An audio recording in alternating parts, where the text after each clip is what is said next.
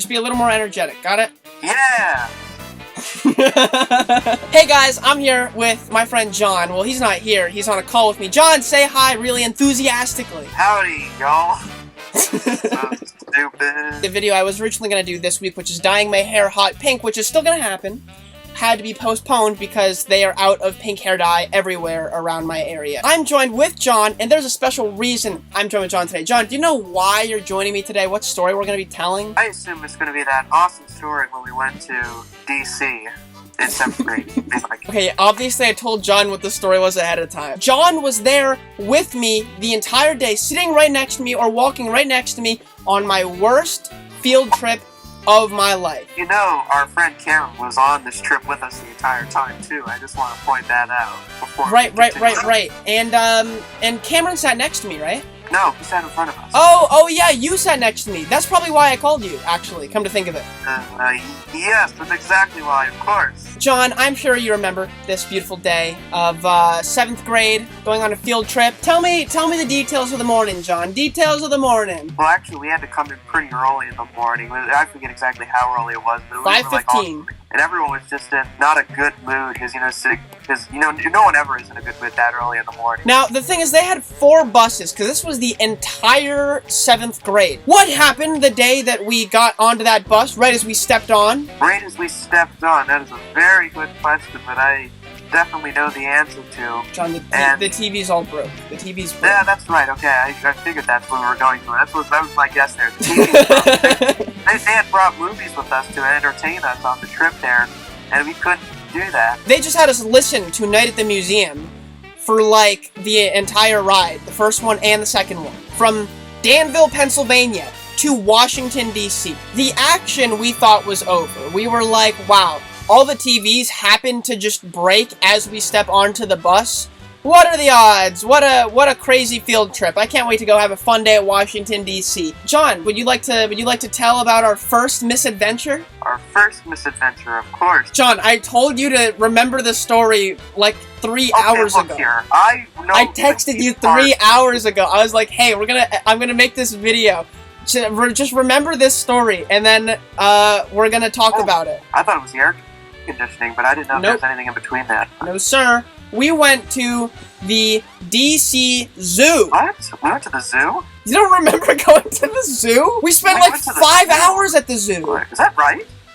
John, I have pictures from the zoo. Yeah, I don't have any memory of that at all, actually. It was a crazy hot day. It was like 100-some degrees, not exaggerating. It was actually that hot because it was so hot that all of the animals at the zoo, with the exception of a few major ones, like elephants and, like, they had a couple pandas out, things like that, every single other animal, it was gone. It was not there. It was either inside, where there's air conditioning, or it was hiding away so far in its little burrow, or its little shelter, that you could not see it. It was so hot that there were no animals. I think I saw, like, 5 animals, different animals that day. Well, if I'm being honest, none of this jogs my memory at all. I have got zero memory of this zoo. But I mean, the trip in general, though, I suppose I got. The zoo was half of the trip. We were finally done at the zoo, and we were going to a museum. Specifically, we were going to go to the Air and Space Museum. The buses came in the order that they were assigned. So bus 1 first, 2 seconds, so on and so forth. Meaning that our bus was the last one. Keep in mind, this is a crazy hot day.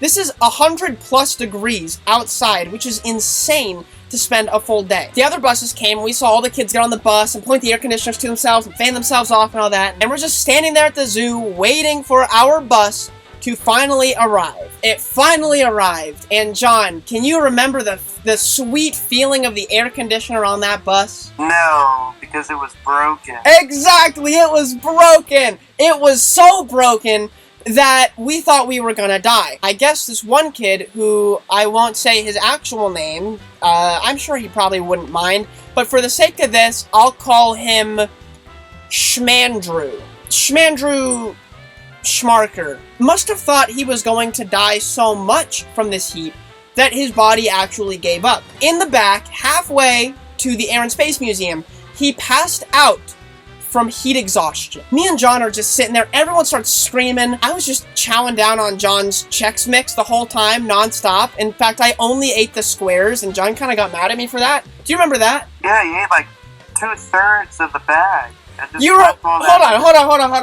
on. You're telling me you remember me eating your Chex Mix on a bus, but you don't remember spending 5 hours with me at the zoo? Well, because you had eaten like 2/3 to like 3/4 of the bag. John, actually and factually, I only ate the squares, all the squares, and nothing but the squares. So, Andrew Schmarker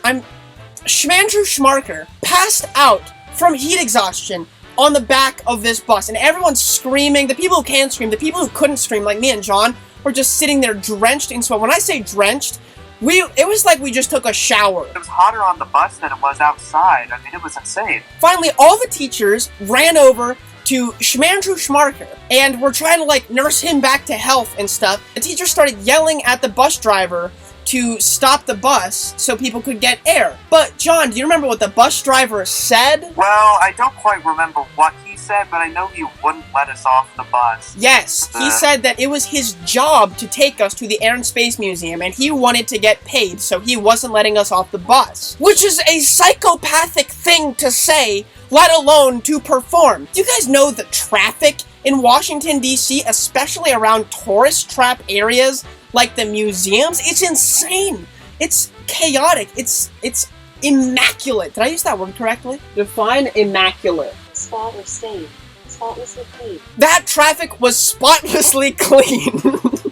You guys get the point. It was really bad. I just remember that one of the teachers said that if the bus driver didn't let us off the bus, she was going to take it into her own hands to figure out how to stop the bus. At which point, the bus driver finally let us off the bus. But the thing is, nobody had their phone, and nobody, other than the people who had it in their pockets, nobody had any of their stuff, including myself. I didn't have any of my money. I didn't have anything, because right after we got off the bus driver must have just been mad, because he just drove away with everyone's stuff. Do you remember that, John? Oh, yeah. I felt so devastated when he did that. You do not remember. No, I don't. I knew you were going to figure that out. John, you're such a bad liar. On our trek to the Air and Space Museum, the teachers were like, yeah, this isn't going to happen. So instead, we walked to the nearest museum to us, which was the American History Museum. We really wanted to go to the other museums, and we went to the one we least wanted to go to, you know what I mean? And it didn't really help that half of the American History Museum was closed for renovation. The museum is kind of split in two parts. It has the one part that has a whole bunch of stuff from like old movies and old wars and all this. Then it has the other part, which is a long wall that goes wraps around the entire perimeter of the inside of the museum with just words on it. The words part was open. Everything else was closed. The teachers took us to the one food court that was at the American History Museum. They got us like the cheapest thing they could because they had to provide for a full bus of students out of pocket. We went back to the buses finally when they arrived. Well, when I say they, I mean only our bus. We were waiting so long for the bus to return there that the teachers were considering actually stopping somewhere to spend the night. The reason it took so long was because the air conditioner was finally fixed. Things were finally starting to go our way, and the rest of the trip was a breeze, right, John? No, that's definitely not the case. Oh, really? What happened? Could it have been something that happened when we pulled into a McDonald's for dinner a little bit later on halfway back to Danville? Well, everyone had ordered their food, I believe, and most people had gotten their food. And before we could leave, however, we got the news that we couldn't leave because our principal was having a seizure. I'm sorry, I should not laugh at that. That's terrible.